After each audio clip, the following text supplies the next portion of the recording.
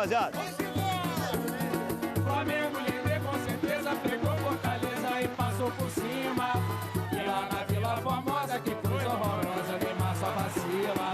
Deu uma mãozinha pra vitória do Fogão. No Beira-Rio, que frio, o show do Fusão. Se ajuda! Cafézinho do Escobar. Cafézinho do Escobar. É só chegar. Cafézinho do Escobar. Hoje em Coelho Neto! Público de Maracanã hoje aqui em Coelho Neto. Falei, é Maracanã, falei. Quem é o líder do Campeonato Brasileiro? O Flamengo não tem mais adversário, é só vítima.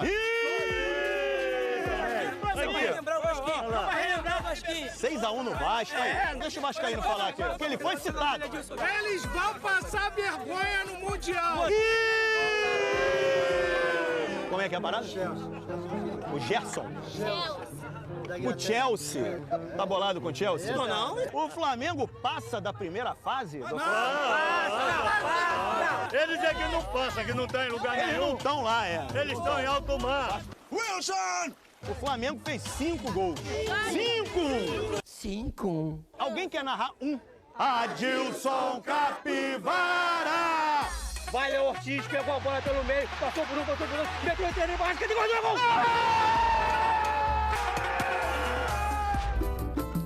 Bota a mãozinha, Maradoninha, deu mais um dia. Ai, fogão, que alegria.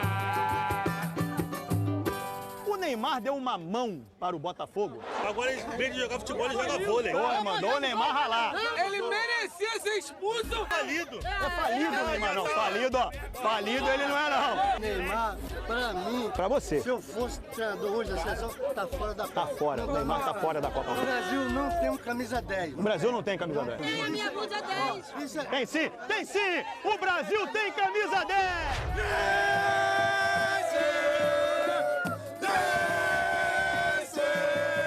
Ele parece um bebê reborn. Parece bebê reborn. É o filho do Escobar. É o filho do Escobar. Nós temos aqui o Homem-Aranha tricolor. O Borussia Dortmund vai cair na tua teia lá na Copa do Mundo, moleque. Vou pegar ele, zap. Se pintasse uma troca, Santos e Fluminense. Neymar vem pro Fluminense, Paulo vai pro Santos. Cafézinho do Escobar. É só... Quinta-feira, atenção, Equador e Brasil, eliminatórias da Copa ao vivo na Globo. E atenção também, porque é mais cedo, a bola rola, 8 da noite. É a estreia de Carlo Ancelotti no comando da nossa seleção.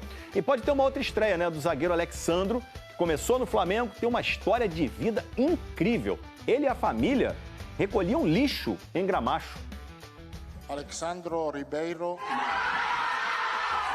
Ouvi, né, ele falando Alexandro Ribeiro, foi mágico, gritamos, choramos, vibramos.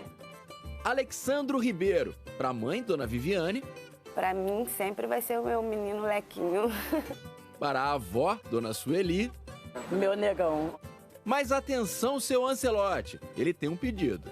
Prefiro que me chamem de Alex, que assim é mais prático para todo mundo. Alex e é isso. Até porque tem um xará na seleção, o Alexandro do Flamengo. Aliás, é o clube onde o Alex, vou chamar como ele gosta, começou a carreira, com o Vini Júnior e o goleiro Hugo Souza, que dava carona pro Alex até o treino.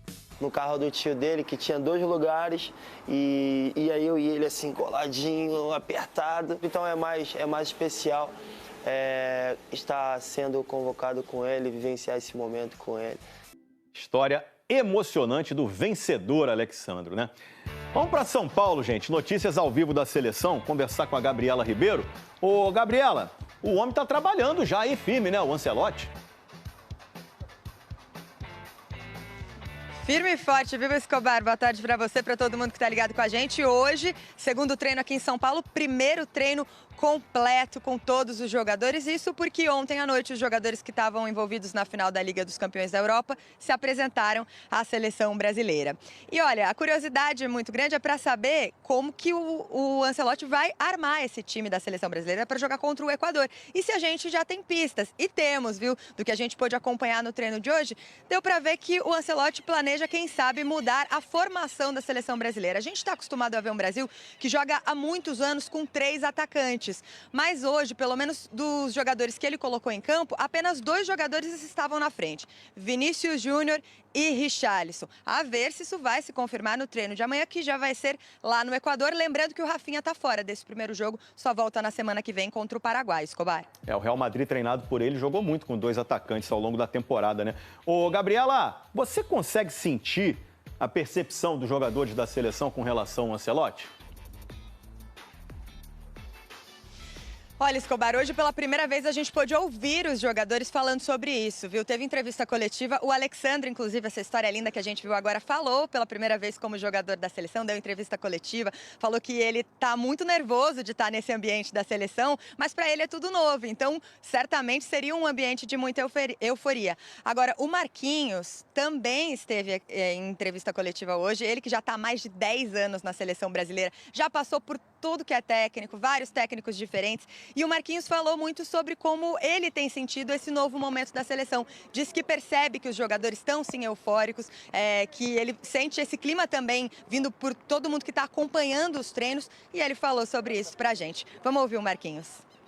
Com a chegada do nosso treinador, né, do Carlos, acho que acaba trazendo essa energia, né, de princípio, assim, né, de alguma coisa nova que está chegando, né, e esse curto prazo até uma Copa do Mundo, acho que essa energia, isso tudo que ele pode estar trazendo para a seleção brasileira é muito importante e vai ser muito bom.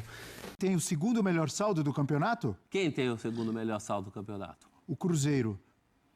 9. Nossa, menos que a metade. Tá bom para você? Coisa impressionante. Diga, Mari. Ele emendou... Ele fez, né, boas goleadas já na competição.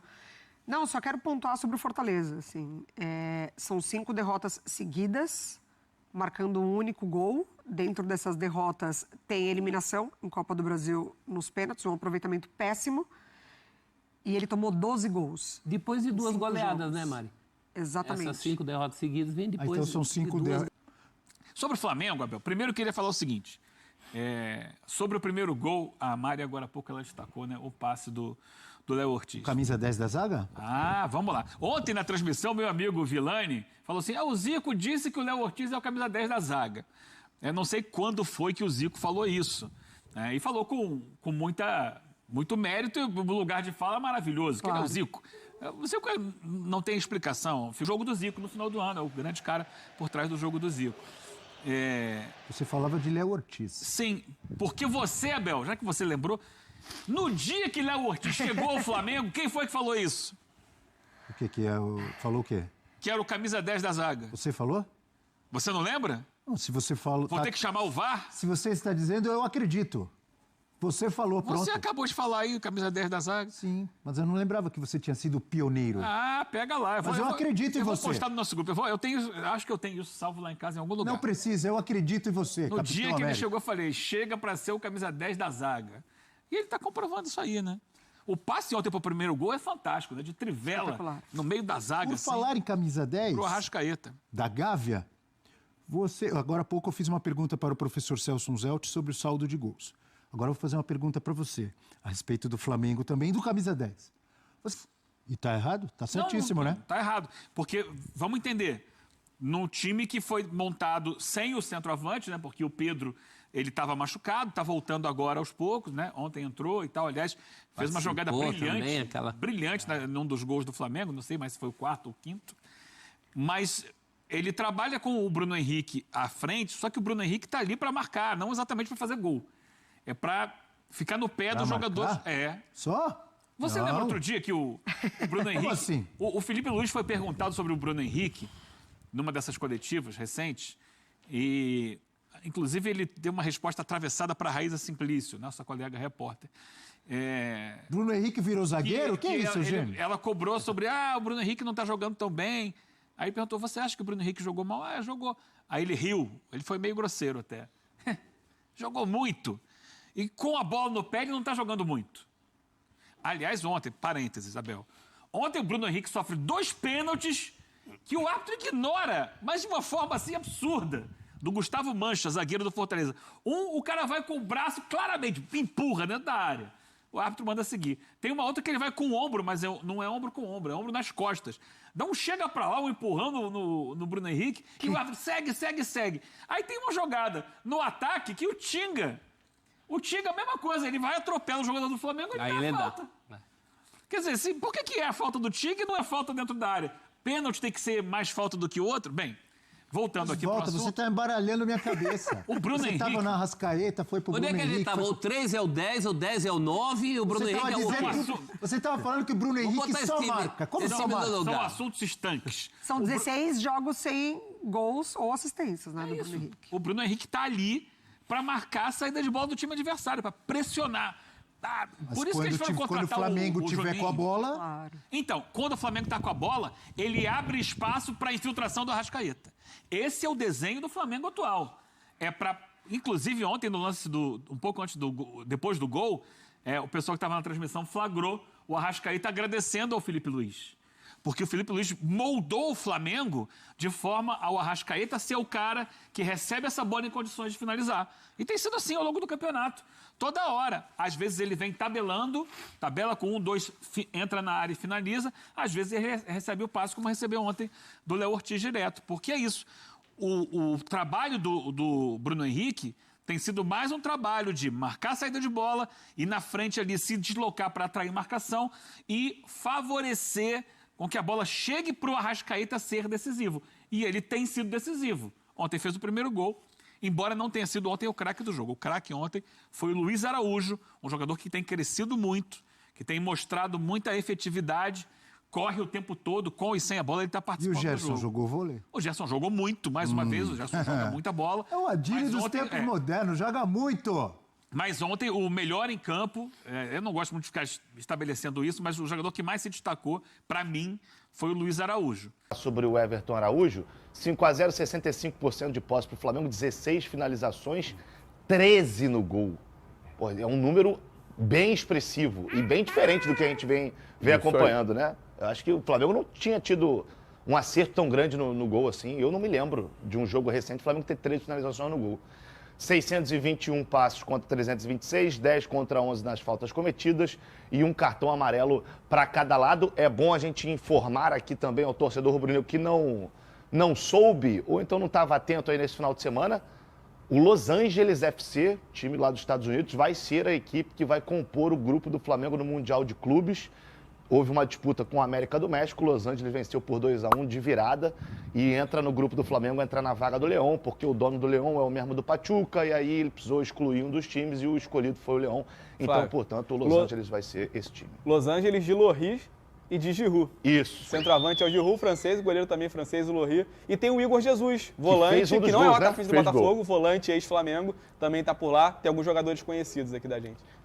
Flavinho, é legal a gente falar desse jogo, só voltando, que o Fortaleza, por mais dificuldade que vem tendo no ano, e é no ano mesmo, o Fortaleza não vem fazendo um ano interessante. Perdeu o estadual. Isso aí, apesar de ter se classificado na Libertadores, costuma vender muito caro as suas derrotas. E uma vitória desse tamanho, é bom a gente valorizar pra caramba, porque quando venceu o Tátira por 1-0, foi muito cobrado, tem que jogar mais, tem que fazer, tem que acontecer, mas passado o tempo, e dentro de um contexto que o Felipe Luiz fala bastante, nem sei se eu vou queimar o Fera, mas já foi, com relação ao tempo de descanso, o tempo para treinar e se preparar para a partida, e o contrário para a equipe adversária, o que acabou acontecendo com o Flamengo na última semana com relação ao Palmeiras. E aí, para a gente entender o contexto, para não pegar só o ponto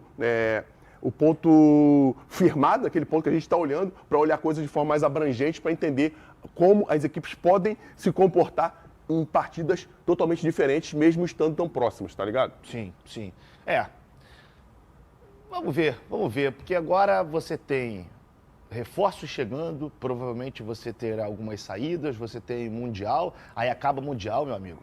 Não tem mais margem para erro, porque é oitavas de final de Libertadores, oitavas de Copa do Brasil, O Brasileirão começa a funilar, então é importante o Flamengo não só jogar bem, mas principalmente somar pontos e conquistar vitórias nesse caminho, até para ter um pouco mais de tranquilidade. O Mundial a gente sabe que é mais difícil, são adversários mais complicados, mas dá sim para passar, pelo menos para passar de fase.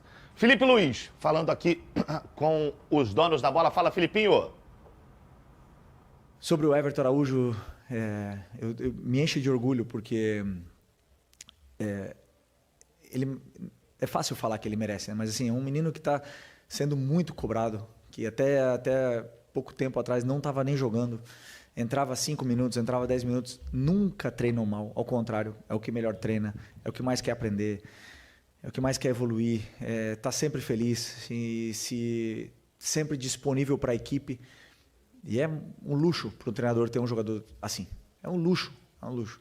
Por mais que ele seja cobrado pela torcida, tem que se acostumar, porque o treinador gosta muito dele, muito. Eu gosto muito desse menino. E ele tem detalhes sobre o que é a posição de volante que nenhum dos outros tem. Ele tem detalhes no jogo dele que nos dá muito. E não é à toa, já falei para vocês outras vezes, que um jogador como ele, que é tão criticado, foi titular nos 2 jogos da final da Copa do Brasil e foi um dos melhores. Então, esse jogador, nós temos que ter cuidado. Tem que ter cuidado até mesmo pela idade, né? Ainda é um garoto, não dá pra gente queimar. A gente vê que muitos garotos aí, às vezes, são colocados num pedestal, depois não rende o que a gente espera, aí crítica, aí o cara fica esquecido. Do nada, o cara volta anos depois, jogando um bolão. E o Everton é um garoto que tem, sim, uma capacidade muito grande.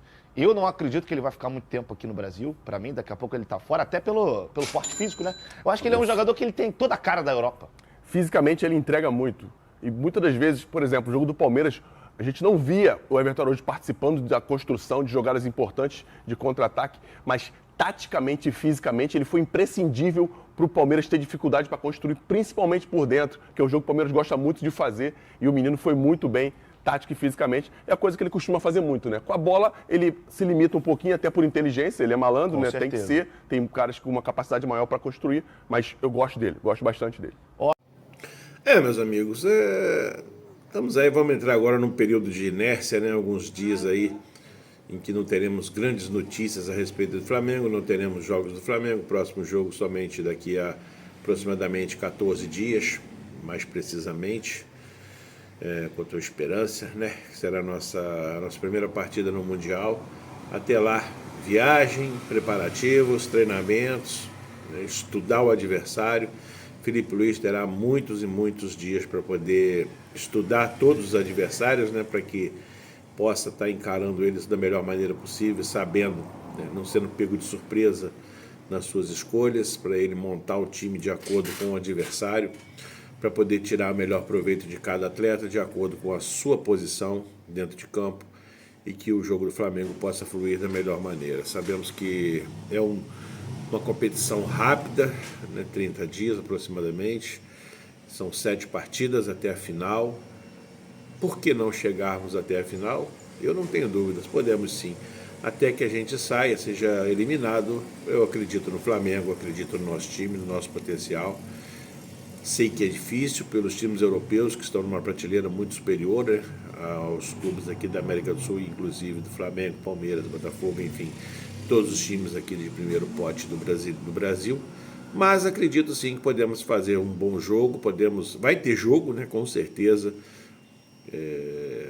Times, embora sejam muito superiores, têm que nos respeitar e vão nos respeitar, porque se bobearem, eles sabem que podem levar gols, que podem perder a partida, porque é daquela velha máxima, né, que o jogo é jogado e o lambari é pescado, então você só pode cantar a vitória depois que conseguir realmente o juiz terminar o final da partida. Até lá, tudo pode acontecer e as zebras acontecem no futebol. Acredito que para passar da primeira fase, nosso time tenha plenas condições e a partir das oitavas, a gente contando aí com a sorte também, né, sorteio e tudo mais, a gente entende o que pode acontecer de acordo com a classificação, como vai ser a classificação, como serão os critérios aí para as oitavas de final. Ou seja, teremos muitas e muitas emoções nesse Mundial. E é bom porque muda os ares, muda as competições, o plantel vai pegando experiência, vai pegando tarimba, vai pegando costume de jogar grandes jogos, estádios cheios, num outro país, é uma competição de visibilidade mundial, uma vitrine para muitos jogadores do Flamengo. A parte ruim, com certeza teremos jogadores aí que após o Mundial irão para a Europa e de vez, ficar lá. Caso de Wesley, Everton Araújo, né? Até mesmo Luiz Araújo. Vamos ver aí o que vai acontecer, né? Quem vai se destacar nesse Mundial. E com certeza as portas da Europa se abrirão para este clube, para esses jogadores, porque lá tem dinheiro, tem investimento e tem condições de vir trazer, buscar jogadores na América do Sul, porque o dinheiro lá é muito mais valorizado.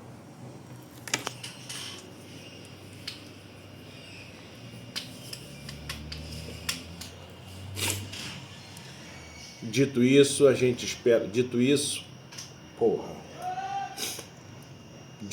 a gente espera aí que o Flamengo consiga recuperar os jogadores que estão no departamento médico. Atualmente, acho que o Alan, né, que retornou ao departamento médico com dores no músculo. De La Cruz, com o crônico problema do joelho dele, que sempre está aí no estaleiro. Impressionante como esse jogador fica fora. E a expectativa é que o Flamengo consiga recuperar esses jogadores, não perca ninguém nos treinamentos e que a gente possa estrear no Mundial com a nossa força máxima, com um time bem treinado, com um time bem consciente, com os jogadores preparados fisicamente, mentalmente, espiritualmente, socialmente, toda a mente que vocês podem imaginar aí, para que a gente possa estar fazendo os melhores jogos da vida e quem sabe até chegar aí à final desse campeonato, que seria algo aí surreal, né, para as pretensões do Flamengo, colocaria o Flamengo no topo das prateleiras do futebol do mundo. Galera, tinha para falar para vocês hoje era isso, e amanhã a gente volta com mais informações. Grande abraço, valeu!